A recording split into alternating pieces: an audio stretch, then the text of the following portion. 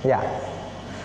Jadi pengetahuan daripada sekedar mengetahui akan atau mengetahui bahwa, mengetahui mengapa itu sudah lebih dalam. Dan inilah yang biasanya disebut dengan pengetahuan ilmiah ya.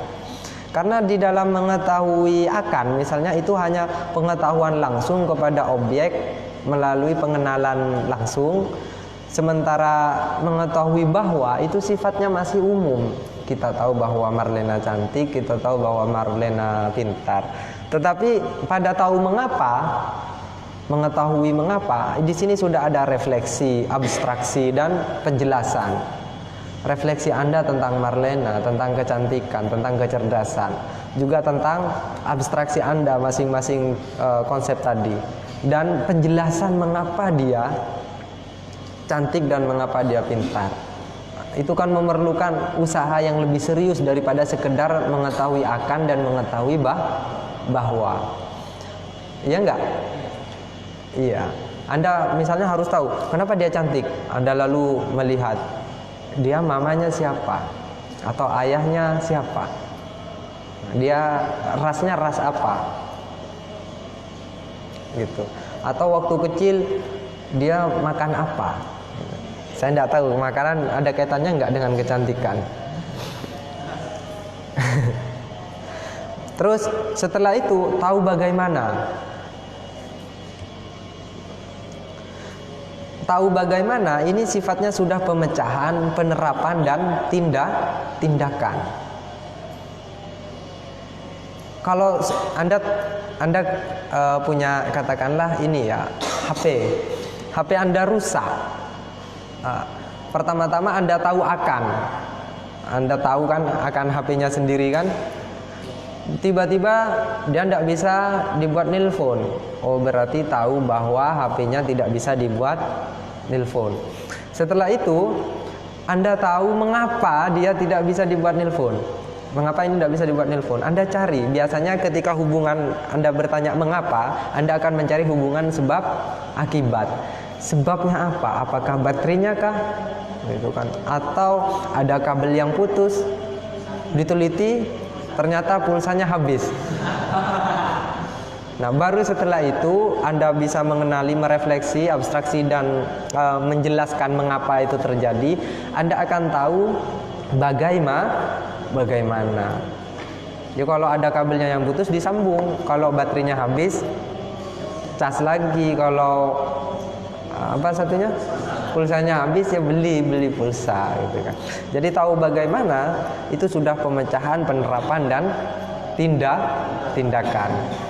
Jadi kalau begini kawan, dalam konteks Mbak Marlena tadi semester 2 itu Anda pertama-tama tahu akan dulu atau tahu bahwa Marlena cantik gitu. Lalu setelah itu kembangkan dengan tahu akan ya. Kenali dulu dia. Berikutnya masuk ke tahu mengapa gitu misalnya. Mengapa Marlena bisa cerdas, mengapa Marlena bisa cantik. Terakhir adalah tahu bagaimana. Bagaimana cara mendekati Marlena. Adalah kebodohan dan sangat tidak filosofis. Tidak usah filosofi ya. Dan sangat tidak mantiki kalau Anda tiba-tiba langsung, mohon maaf, baru kenal, itu pun kenalnya dari orang, kabar bahwa Marlena cantik, Anda lalu melakukan penembakan kepada dia. Ini kan lompat ya, dari pengetahuan yang pertama langsung tahu bagaimana gitu kan. Ini bukan penembakan untuk membunuh korban, tetapi penembakan untuk membunuh diri sendiri. Seberapapun indah tembakan Anda, ataupun seberapapun kuat, sebutkanlah misalnya dengan puitis, Lena, maukah engkau menjadi ibu dari anak-anakku? Katakanlah adalah tembakan yang dahsyat. Mungkin penolakannya atau jawabannya juga dahsyat. Kalau saya siap jadi ibu dari anak-anakmu, saya hanya khawatir anak-anak itu tidak siap punya ayah kamu.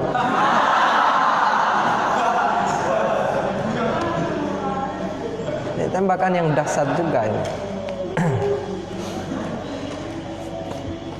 Ya. Terakhir tentang kebenaran.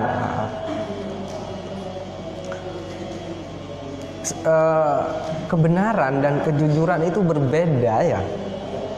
Bahkan kebenaran dalam ilmu sosial dengan kebenaran dalam ilmu katakanlah akhlak itu beda. Kalau misalnya saya bilang si Romsi waktu beli nasi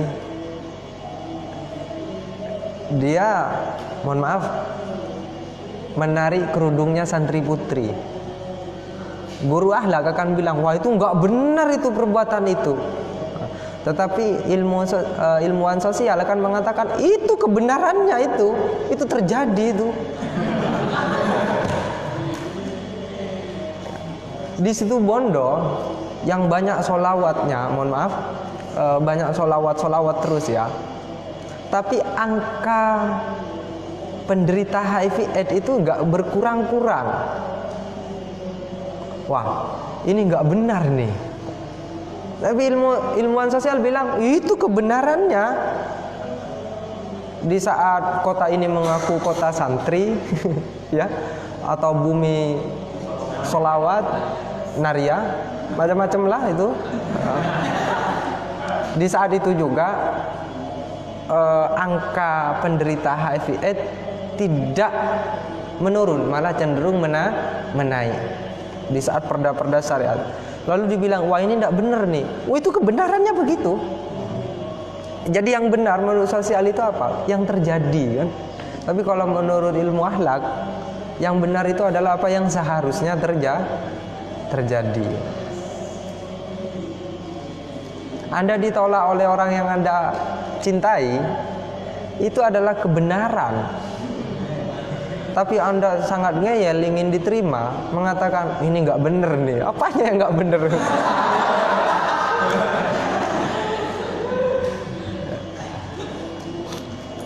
Kayak kebenaran itu berkaitan dengan fakta empirik, tapi keyakinan itu berkaitan dengan kejujuran berkaitan dengan keyakinan ya. Kalau Anda pada teman Anda bilang, Mas, ayahmu datang, ternyata tidak datang, itu bukan kebenaran kan? Tapi itu kejujuran itu. Walaupun salah, itu adalah kejujuran. Karena keyakinan Anda, ayahnya teman Anda itu dah datang. Fakta bahwa dia nggak datang itu berbeda. Anda mengerti ya maksud saya? Kejujuran itu atau kedustaan berkenaan dengan hati Anda tentang apa yang Anda sampaikan itu sesuai dengan kenyataan atau tidak tentang hati Anda, persepsi Anda. Tapi kebenaran dan kesalahan itu berkenaan dengan secara faktual berita yang Anda sampaikan itu benar atau tidak. Nah, pendukung capres dan cawapres itu sering salah mana yang kebenaran dan mana yang kejujuran. Begitu cocok informasi untuk dirinya mengunggulkan junjungannya dan merendahkan pihak sebelah, langsung sajalah disebar. Apakah dia dusta? Enggak, dia jujur karena dia punya persepsi itu berita benar walaupun salah misalnya. Di sini pentingnya membedakan mana yang kebenaran, mana yang keyakinan. Tetapi kalaupun keyakinan kayak gitu, Anda menyebarkan berita yang hanya Anda yakini benar, itu urusannya kalau dalam ilmu hukum, dalam fikih misalnya, apalagi akhlak, kan tidak boleh kan. Walaupun Anda yakini itu benar, hanya sekedar yakin aja. Jadi melimpahnya informasi sekarang justru sekaligus di samping dia sebagai berkah, dia juga sebagai laknat ya.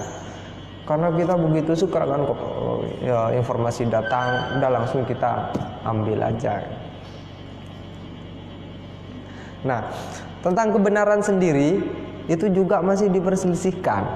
Ini bukan mau membuat tentang apa yang benar lalu rusak ya, enggak.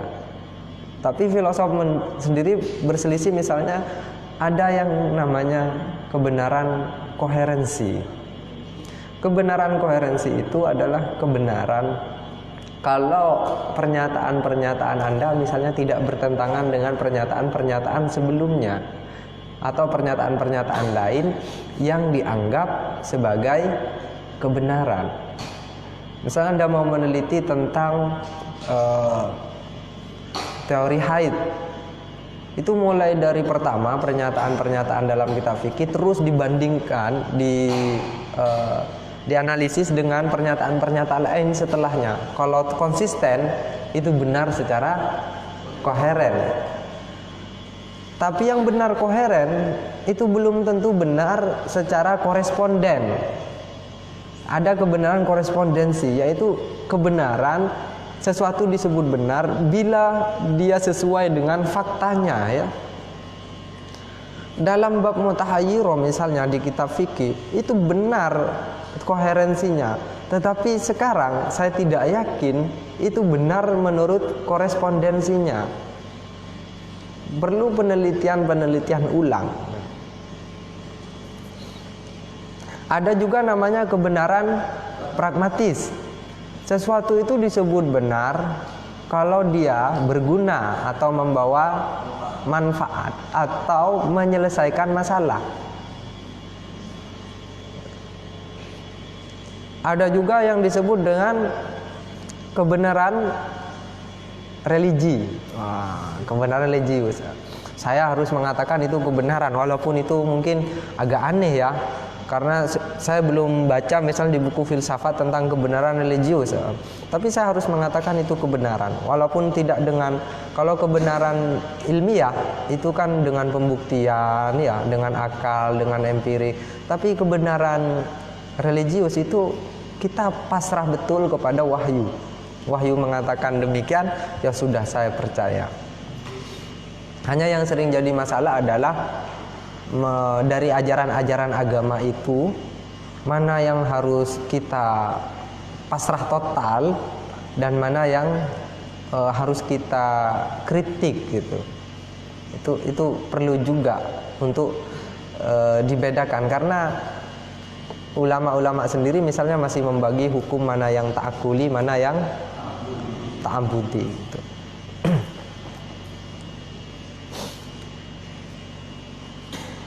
Nah, dari pengetahuan dari bahasan kita tadi itu ada sebenarnya yang dalam kehidupan sehari-hari, faktanya orang yang banyak tahu seringkali kalah sama yang sedikit pengetahuannya ya. Makanya Imam Syafi'i misalnya pernah bersyair yang kurang lebih begini bunyinya: ma'ana bi'adimil jawabi walakin la yambawi lil usudi antujibal kilaba. Aku bukan habis cara menjawab, aku bukan kekurangan bahan untuk jawab mereka, tapi tidak pantas seekor singa membalas menjawab gonggongan anjing. Dia di salah satu natharnya juga bilang, saya tidak pernah berdebat dengan seseorang yang pintar kecuali saya mengalahkannya, dan tidak pernah berdebat dengan orang bodoh kecuali dia mengalahkanku. Jadi ada ini harus bisa membedakan lawan debat Anda ini sangat bodoh sekali atau sangat pintar. Maka kalau dia sangat pintar dan Anda yang bodoh, kemungkinan Anda menang. Tapi kalau Anda yang pintar, lawan debat Anda bodoh sekali, kemungkinan Anda kalah. Ya kan? Karena teori atau cara mereka membuktikan itu adalah pada intinya pokoknya. Pokoknya. Anda tahu kalau gerhana matahari itu dalam bahasa Madura disebut apa? Matahari kering. Nah, matahari kering. Itu antara daerah itu kan berbeda ya. Kalau di Indonesia misalnya bisa saja gerhana total, tapi di negeri lain bisa saja hanya separuh Di negeri yang lain juga bisa hanya seperempat. Oleh karena itu yang barusan tahun 2016 ya, yang gerhana total itu kan di mana? Di Indonesia juga kan. Tapi itu pun tidak semua daerah dari Indonesia gerhana total. Nah, pada waktu 2016 itu ada yang bilang menjelaskan di rumah saya ke orang-orang sepuh gitu, bahwa hanya di tempat ini gerhana akan total. Di negeri-negeri lain enggak, matahari itu hanya separuh atau seperempat. Itu disanggah oleh seorang bapak-bapak yang sangat sepuh, dan pemuda yang banyak baca itu dari koran dan kabar-kabar di internet kalah karena sanggahannya sangat meyakinkan. Mata arir ya, situng matahari itu satu. Mula kering ning coba timur, ning coba barat kering ki ya. Kalau sudah gerhana di sini, ya di sana pasti gerhana juga. Kamu ndak mungkin kan banyak mana Rosid kering ning coba timur, ning Sumenep. Walaupun Rosid Pangale ka Kalimantan, ya bakun kering. Karena mataharinya itu satu. Marah banget. Itu nggak Rosid itu kalah kan. Lalu iya ya. Nah, itu juga yang terjadi misalnya penolakan orang kepada, mohon maaf ini, kepada Islam Nusantara. Islam resitu saiki Nabi. Islam itu satu yang dibawa Nabi.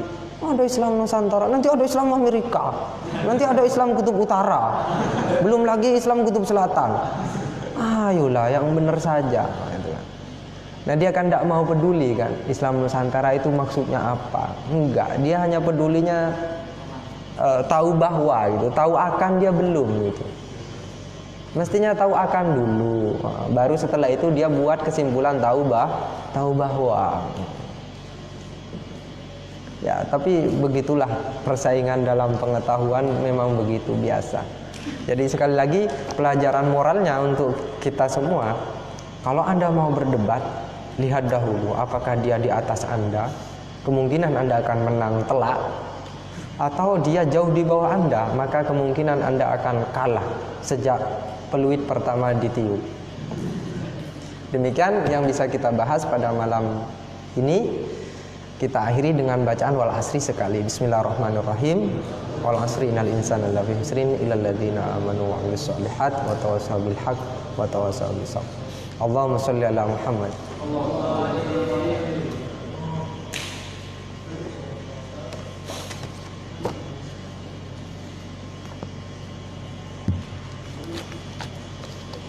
Matikan.